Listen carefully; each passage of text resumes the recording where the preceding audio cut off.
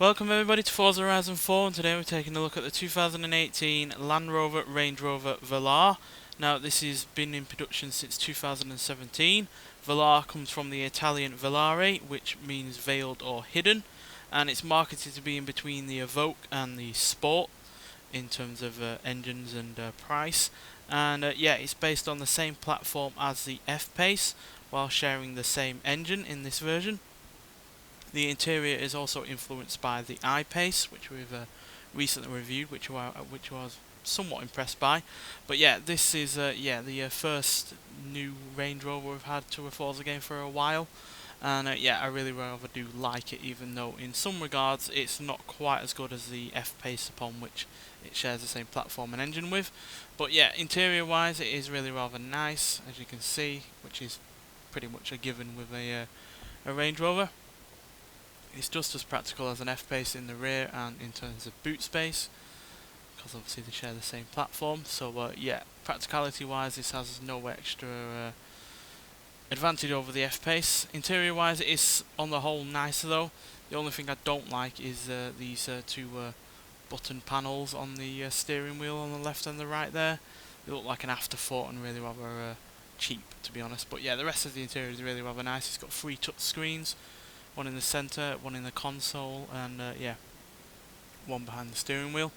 And yeah, it's all very nice. You certainly pay a lot for these cars, but you do get your money's worth in a lot of ways. So yeah, engine wise, like I said, it's got the same engine as the F-Pace. This is the second most powerful engine you can get in the Velar. It's a 3 litre supercharged V6 engine, producing 375 horsepower and 332 pounds-feet of torque. So yeah, that's nearly as much as the F-Pace. For some reason it's got 5 horsepower less than the F-Pace, while yeah, but yeah, it does rev slightly higher than the F-Pace, and yeah, the supercharger still sounds really rather good on it as well. So yeah, engine noise and supercharger noise is all still good. It's not been toned down or anything like that for it being on a Range Rover. But it does weigh a significant amount more than the Jaguar as well, at 4,676 pounds, which is 661 pounds more than the F-Pace. So yeah, and I'm not really sure why it weighs more. Sure, the interior looks a bit more lavish, but outside of that I can't see why it weighs such a huge amount more. But there we go, that's the main difference, outside of the little bit less in terms of horsepower. But yeah, on the whole, I do think it looks great. Certainly like the smoother lines that these new Range Rovers are going for.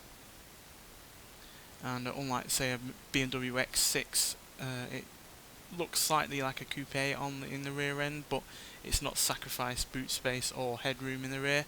So yeah, looks-wise, it's easily one of the best-looking SUVs out there. But to see what it's like in terms of drivability, let's get out onto the open road and see what it can do.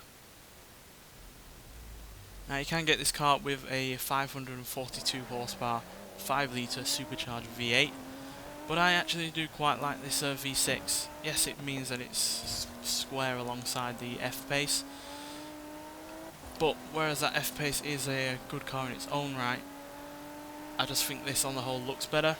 It revs slightly higher, it feels a little bit more responsive even though it's heavier, and yeah, the engine sounds better as well, so I'll just let you listen to that for a little bit.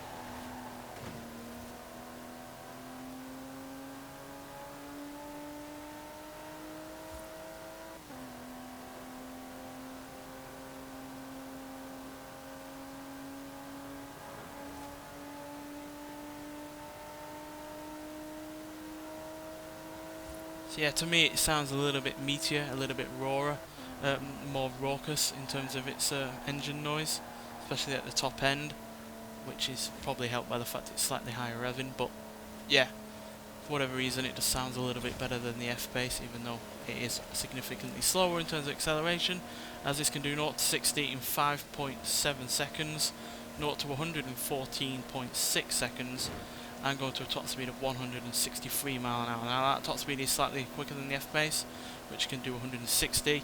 But the F-Pace can do it 0 to 60 in 0.6 of a second faster, and 0 to 100 in 1.55 seconds quicker, 13.050. I'm sure I'm probably got that wrong, but yeah, it's well over a second quicker to 100, which is a significant margin. So yeah, if you want the sporty version of this car, then go for the F-Pace. But if you want something that's got a better interior, it's got better looks, it sounds better, and it feels slightly nicer to drive, then yeah, this is the car you want to go for. But yeah, there's no doubt that the F-Pace is a faster car, and yeah, on a track may well be the faster car, as well as it's got slightly better handling with the lack of weight, and also slightly better braking because of that lack of weight as well. So yeah, but on the open road, yeah, I can fully see why this will eat up the market. Even though inevitably being a Range Rover, it's going to have a far higher price tag than a F-Pace. But you know, some people will pay odds over end just purely for the badge on a car like this. But because it's also got other advantages to it over just prestige in the name, then I can see why you would want this car. And yeah, it's not a bad car at all.